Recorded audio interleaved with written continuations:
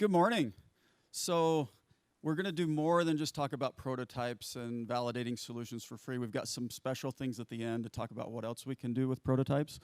So, all right, so the special guests that we're going to pull up, we're going to bring up Joseph and Augustine and Moroni here in a little bit.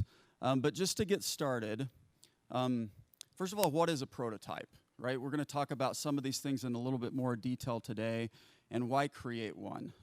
First, and kind of the hook to get you here was like to test the viability of your solution.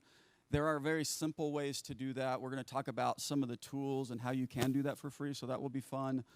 One of the great things about prototypes is you can actually use it to define what your product is and your features.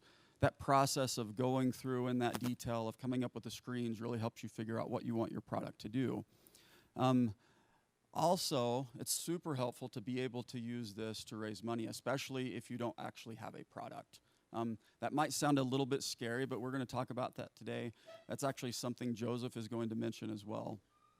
And lastly, I think it's awesome to be able to use something like this to sell your product, especially before you've built it. I've even been part of companies that have used prototypes, that aren't startups, to use it as you create new products or new modules and things like that. And so we're going to talk about that a little bit today as well. So first of all, I want everybody to put their investor hats on. So pretend you're an investor. You're in a big boardroom, and you've got two companies that are coming to pitch to you. So company A comes to you. They've got this really slick pitch deck. They've got great graphics in there. They've been practicing a lot. One of those slides, they have this bulleted list of what their product's going to be. They do a great job describing that to you. At the end, they're like, thanks a lot. We really hope you invest in our company. We'd love a check for $100,000. And then they leave. Okay, so that's company A. Company B, they come in and they do a demo with a prototype and describe the problems that it's solving. They do a really great job with that. One of the things they tell you is that they've used that to get 5 letters of intent.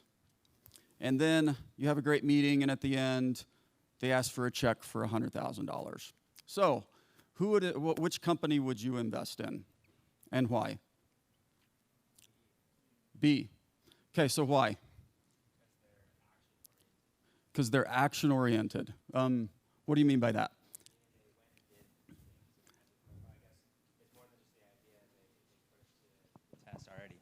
Okay. They're seeking for validation. Yep. So they went and did things.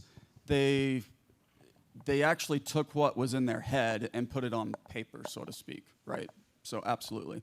And the only reason I bring that up is that process of going through that is like super helpful. It's super helpful for a business to go and do that. To take something that's an idea and actually make it, somewhat physical. And it's also helpful to do that before you build it too. So all of us are kind of wondering, where do you start? And I want to start off with this this caution. Prototyping can be anything from, like, I sketch it out on a napkin, right? That's like some of the most basic things. And you hear some of these, I don't know, maybe apocryphal things where somebody was in a coffee shop and they drew up like, oh, this is how Instagram's going to work, and then it becomes huge. So there's like that end, and then there's like design firms that spend months, and you could spend $1 million creating a prototype and doing research and doing refinement and things like that. We're going to talk something a little bit more middle of the road, something a little bit more practical, a lot better than napkin paper prototyping, but not pay $1 million to generate something like this. So where do you start? First of all, super important to identify, so you've got a market, right? You've got a segment of the people that you want to solve something for, but what are the problems that you're trying to solve? So it's important to identify the problem or problems, because if it doesn't do any good to draw up a whole bunch of pretty screens if they don't solve problems. Next is to kind of brainstorm solutions to that. I'm kind of a whiteboard person. I love being in a room with a whiteboard. It helps me think better. And the first thing I'll do is I'll write, okay, what are the problems we're trying to solve? And then I'll just start brainstorming. And that could be a combo of just like writing out what I think the solution is. It might be drawing up some screens for what those are, but like just do whatever. You can do that by yourself. You can do that with your co-founder. You can do that with like whoever helps you be creative. And also remember that all the solutions that you come up with, you know, those might not work, right? But brainstorm. The next thing is to go ahead and translate those ideas into some quick screens or wireframes. A wireframe is basically just, you know, what it sounds like. You know, everybody knows what web pages or apps look like. A wireframe is like you drawing that thing out. There's actually lots of tools for doing wireframing. I've used some of them. I think it's easier just to go do the wireframing portion on a whiteboard. So just go through, just do it as fast as you can, get everything out. And don't overthink this step either. And then next, and I know that there's a lot of controversy over this. I really like having high fidelity mock-ups of this. And part of the reason is it does put you in the state of mind of thinking about it a little bit more. The other thing is as you do high fidelity mock-ups of this, it actually helps you accomplish your goal if you're trying to raise money or trying to sell it. It's really hard to do those two things if you've got, you know, things that are on a napkin, right? As you do the high fidelity mock-up, one of the things I like to do is, you know, I'll look at other products that I like for inspiration. You know, it's kind of like if you're building a house, you know, and you go get on Pinterest or House app and you go find stuff that you like, and then you're like, hey, this is what I would like to do. It's kind of like that, except for with product. So go find things that you like to use, you know, whether it's a website or app, and you can use that for inspiration. The other thing, and be a little bit careful about this, look at what other competitors are doing.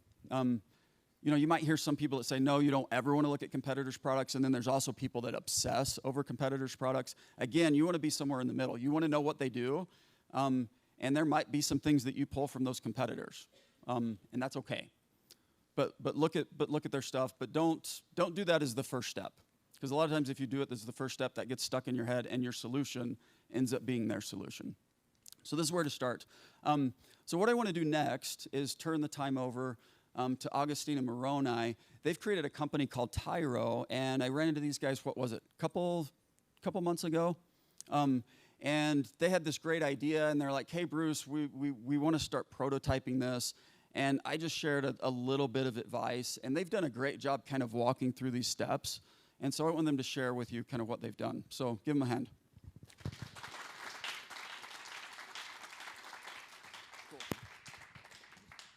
Hello, everyone. I'm Augustine. This is Moroni.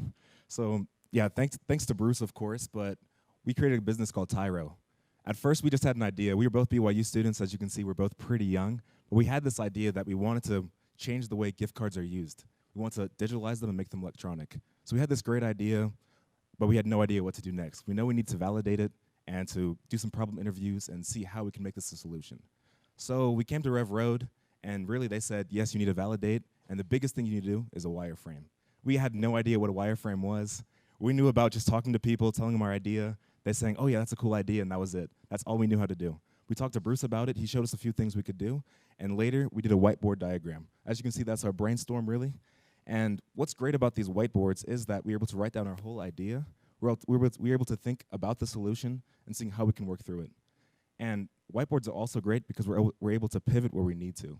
So a few of the things we saw in our idea, we really wanted to make these like gift cards electronic for everyone, and being able to write down on a whiteboard helped us change the way we thought about different things, and we were able to change the consumer interaction as well. So now consumers are able to use better things with our app, and with the whiteboard, we're able to see those things differently. I think one of the scariest parts is that I'm not an artistic person. So I was thinking, how were we going to make this app or this wireframe to make it look how we want it to look like? But one of the first things that we learned was that it wasn't too difficult.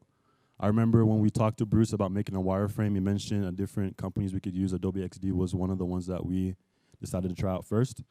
And we got on it, and it was looking like a bunch of code stuff, and I was like, okay, what are we going to do?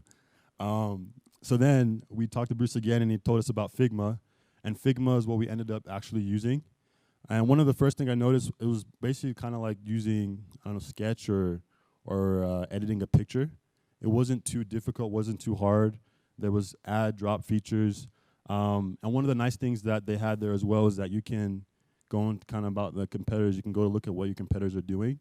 Maybe they have a button you like and kind of add it on yours. You can take inspiration from other people and then build your idea around that. The biggest thing about wireframing is basically taking that idea that you have in your head and then creating it. I think that was one of the best parts and most enjoyable parts for me, was taking what we thought about and putting it actually in a physical, tangible thing, and then being able to take that thing and show it to other people and be like, hey, this is what we're thinking about doing, this is what it looks like, what's your feedback, what's your thoughts, and how can we improve it? And ultimately, after we built that wireframe, we're able to come here to 1 Million Cups and then present.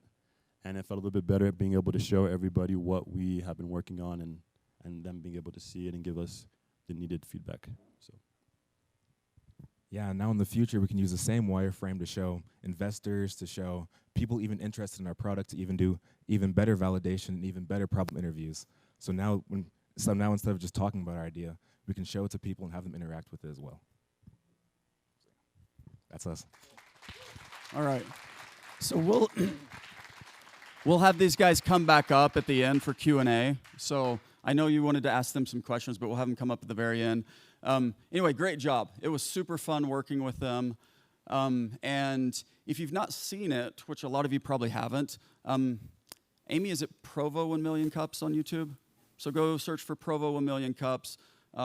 It's recorded. They did an awesome job. So, yep, we'll share it. So way better on the stage than I am. So thanks, guys. Okay, so idea to pitch. Okay, so prototypes really do help with pitching. One of the things that, and this is actually a screenshot of their app. Sorry, we should have pulled that up. So I think it turned out pretty well. It's kind of cool. So next thing I want to talk about is getting feedback. So I think the first thing in getting feedback is having a really good demo. Has anyone ever sat through a super boring demo? About half the people. Just shout it out. What makes demos boring? No interaction. They don't know what they're doing. That's fun. Autopilot. Okay. So they're not paying attention to like who's in the room. Too technical. What was that back there? No cause. Okay, so those are all great things. And you know, sometimes the things I hate the worst is, like, I have a super short attention span, and so I've got somebody that's giving me a demo of this product, and they're going through like every single screen and every button on every single screen. I'm like, dude, I know what those buttons are going to do. And there's not a story that goes with it. And so one of the things I like to do when creating a demo is come up with, you've already identified some problems, right? Come up with some good scenarios that solve those problems. Come up with a story. People like stories. And the purpose of the demo is to show them how the product solves the problem, not to show them the product. Right? Does that make sense? So don't show them the product, show them how the product solves the problem. So create a great demo. That means having good demo data. You know, so a lot of times we'll see people doing demos and they'll write like test in there and stuff. Like, come up with a scenario and like have the data support that. So do a good demo. Next thing, and the demo actually helps you with this, as you're coming up with these scenarios in the demo, you'll naturally come up with messaging, right? As you're solving real problems, you'll come up with messaging on how to solve that. As you go and you pitch that to people, you can tell, you know, if they get excited about it or not, right? So if what you're saying falls flat, you're like, oh, I need to go fix this part of my demo, right? If they get really excited about something, you're like, oh, I'm going to keep that. That works really well. And there also might be instances where you demo something and they come up with something completely different, a different problem that it solves. And you might want to incorporate that in there. So that's kind of what that messaging looks like. The other thing is, you're going through this, it helps you to iterate. So I think these guys mentioned it. I think it was Moroni that mentioned it, that, like, you know, sometimes what you put on the whiteboard isn't the right thing, which means ultimately what you have in your prototype wasn't the right thing. You'll learn that after you go through some of these, right? So maybe you didn't build something quite right, or maybe you're missing some features, or maybe something's too complicated. This lets you iterate on those product designs. And the last thing I want to leave you with is, as you're doing these demos and these pitches and things like that, people will give you feedback, which is awesome. The one caution is don't add everything they tell you. Like people naturally will like tell you, oh, can it do this? Or can you add this button to do this? You don't want to do everything that you hear. Otherwise, you'll end up with this weird Frankenstein ginormous product. But if you find clusters of things, right? If like 10 people tell you something similar, then you're like, oh, that like they might be onto something. And so you can think about how do I incorporate that. So does that make sense? Cool. So let's switch from like kind of the feedback thing to sales. And this is what gets me really excited because this is kind of where the rubber meets the road. I've got 3 different ways that prototypes can be used, and I'm using sales in kind of a different way. But a lot of times when you're a startup, you start off pretty small, you don't have a whole lot of money. One of the things that you need to do is convince people to join your company, right? And sometimes you're trying to convince people to join your company and not paying them much money or maybe any money. And so like prototypes can be really helpful in that. You can use, like the same way that you can use a prototype to get somebody excited about buying it, you can do the same thing to get a team member excited about your cause, right? Because it can clearly articulate what you're trying to do. And so I would use that as part of recruiting. So next, we've talked about pitching to investors a little bit. If you've got a great prototype and a great demo, incorporate that into your pitch deck. And you can kind of figure out where the best place to do that is. I know, like, we hear a gajillion pitches. There's a lot of the time, and granted, I'm a tech guy, right? But there's a lot of times I'm sitting in the back of the room. I'm like, just like, show me what you're talking about. Like, stop showing me slides. Show me what your product is. And a lot of times I'm really disappointed when that never happens, right? And so I really think it's important to try and incorporate that as you pitch. And also it's important, like we talked about, trying to incorporate that into sales. And some of these things you can kind of switch out where I'm saying prototype. Once you have a real product, do the same thing with the real product, right? But if you don't have the real product, use the prototype. Okay. What I want to do next is I want to introduce to you Joseph Martin. He's online, so we'll go ahead and bring him on. He's the CEO of one of our portfolio companies, Kinectify. And I think he's done an incredible job, as we've talked about the sales process, using a prototype both in the instance with investors and pitching, and also being able to use that as a sales tool. So everybody say hi to Joseph. Hey, Joseph. Oh, he can't see you, so he can just see you. Sorry. Anyway, so we'll go ahead and, so let's pull the slide back up. I'll have him kind of walk through some of the things that he's done. Hey, everyone. Can everyone hear me? I think yes, so. We can hear you. All right, awesome. Glad the audio is working. Cool. Well, yeah, I'm with Kinectify, and this our concept was solving compliance issues for gaming and blockchain and organizations like that. I had worked in the industry for a while, so I knew pretty much what I needed to build, what we needed to build, what we wanted to build to give them a software solution that's a lot better than what they currently have. And so it went through multiple iterations. So it started off on like whiteboarding and on sheets of paper that I was sharing with software engineers that I knew and kind of refining our ideas. And then it went into PowerPoint, and I started doing more like high definition prototyping, and then bumping up with my friends that all worked in the industry and getting tons of feedback on them. You have to be careful when you do that. Like, we signed NDAs, and you have to make sure that you're doing things right. But we pulled in a lot of people, and they gave us tons of feedback. We got the pages looking pretty much exactly how we wanted to look. And then I learned how to use Adobe XD. And so similar to Figma, Adobe XD, it's a wireframing tool. And so it was clickable and usable. As soon as I had that done and I made that high definition and it looked like an application, I stopped calling it a wireframe and I started calling it a prototype, because I knew that was what I was going to build, right? And so I was pulling a team together, software engineers. I was talking to investors, talking about raising money. I wanted to legitimize the company, because I knew our first clients were going to be top tier organizations like Caesars Entertainment, MGM, and all that. And so if I just went to them and I was like, well, I was a former lower level analyst, I used to work for Caesars, and I have this great software, I was concerned that even though my resume might be impressive, it wouldn't be impressive enough to have the legitimacy to compete with a company like SAS or a company like SAP. So I wanted to pull in high-level executives in that industry to give my company a lot of weight and legitimacy. So I went to former bosses and bosses of bosses and networked and got in the room with these executives, and I showed them my prototype. And I spoke to it like it was a functioning prototype. And we clicked through the screens. I showed them exactly what it would do. And a lot of people were impressed, right?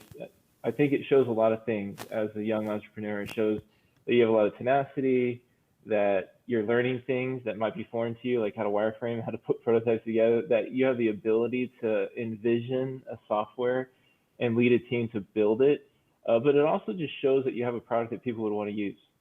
And they immediately recognize that. So it really helped out to attract people to the company and join our board, join the company's ranks. And then also with investors, with RevRoad, my first presentation of RevRoad, like Bruce said, there's nothing more frustrating than seeing a bunch of PowerPoint slides and then not actually seeing the product that you want to build and that you're pitching. So I met with RevRoad and we sat down, and our first meeting was informal, and I met with Darren and some team members, and we just went through exactly what I wanted to build. And when I go through wireframes and when I go through a prototype, I don't really focus on as much of what I laid out as much as the value that it would bring to the user, right? And so I'm like, when you're doing this type of anti-money laundering investigation, you might have spent 3 or 4 hours on this process, but look how easy it is in this software and how much time you would save doing it and how much more enjoyable your job would be because it would be kind of fun to use this interface. And so I definitely focus on those values, or the reporting, like you pull a report and you show them and you say, look how nice this would be as an executive of the company. No longer do you have to dig through spreadsheets to get information that you need when you're busy. Now you have this nice clean PDF report that's really beautiful, really easy to read. You only have to read 1 or 2 pages and you get a snapshot of everything that's going on. And people see that value and it creates a lot of excitement. Awesome, Joseph. So let's go to the last slide. We just got a minute or 2 left. And I just brought up the slide with all the numbers. So this is what Joseph did using the prototype from a sales standpoint. And how long ago did you start that process? It's developing the relationships has been a while. So it's been a year of us prototyping and planning and raising the funds and everything that we need to do. And a lot of it was just feedback, and you start building these relationships and people get invested, right? So people start saying we, us, because they want to be a part of it. It's exciting when they see these things developing. As soon as I got with RevRoad, I knew that I had certain relationships that I wanted to sell to. So we didn't approach them in a formal sales capacity until fairly recently, when RevRoad helped us come up with this really nice final prototype wireframes, and we started building it. And we're ready to start onboarding clients in September. Now we're going to Vegas next week, and we have meetings with Caesars and with MGM, with Lynn, like a lot of really top casinos.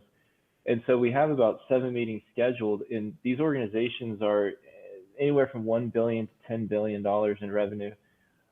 We have one sales commitment, and that's worth about $300,000 a year in revenue to us, and that's with a casino property out in Indiana. And so it's going through board approval right now, but everything's looking really positive that approval will happen. And so that's basically what we've done, is just developing those relationships, getting people excited about the product, and then sales comes naturally because people want the product and they want to be first in and they want to use it. Awesome. Cool. Well, great job, Joseph. Everybody give him a great round of applause.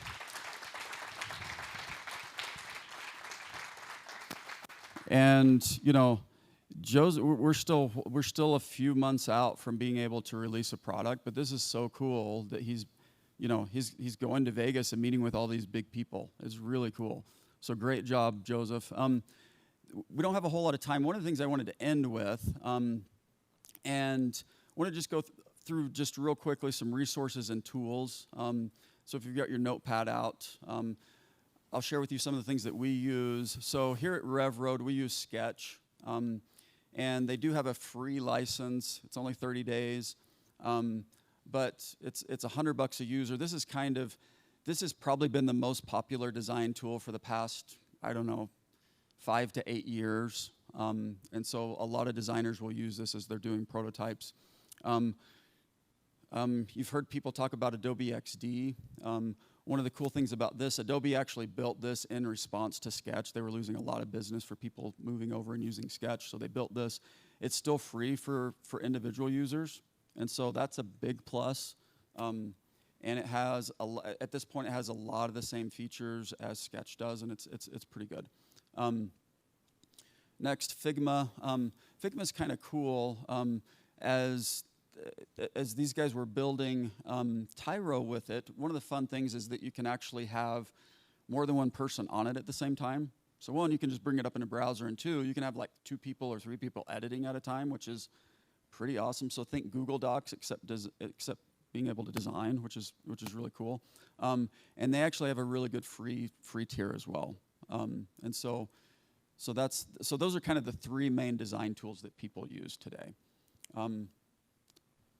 Other thing is we use something called Invision, and this isn't necessarily a prototyping tool, although they're starting to develop one of those.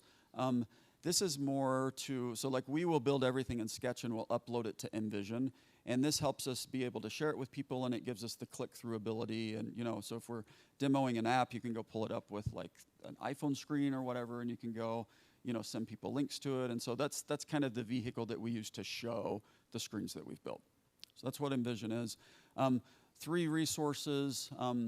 We use a site called flaticon.com. They've got free icons. They're SVGs and PNGs and all kinds of stuff. And we'll use those for all kinds of stuff. For really high resolution, great photos, Unsplash is a great site for that. All of their stuff is free. Everybody's heard of Shutterstock. This is kind of like the free version of photos for Shutterstock. So Unsplash is great.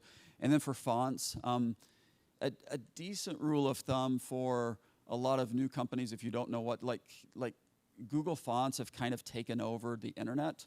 And so if you're going to build a web product, you're probably going to end up building a Google font. And if you want some extra fonts to go download on your computer as you're building this stuff, that's a good resource as well.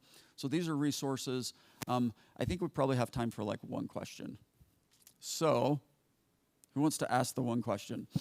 And if anybody wants to ask me anything after the event, we can do that too. Okay, so let's go ahead and wait for the mic. When you're doing product validation, I've been going to these meetings on Thursday, and Seth talks a lot about the mom test. So how do you prevent just having someone, in essence, say, oh, yeah, I think it's a great idea, and then they actually don't really care? Does that make sense? It makes perfect sense.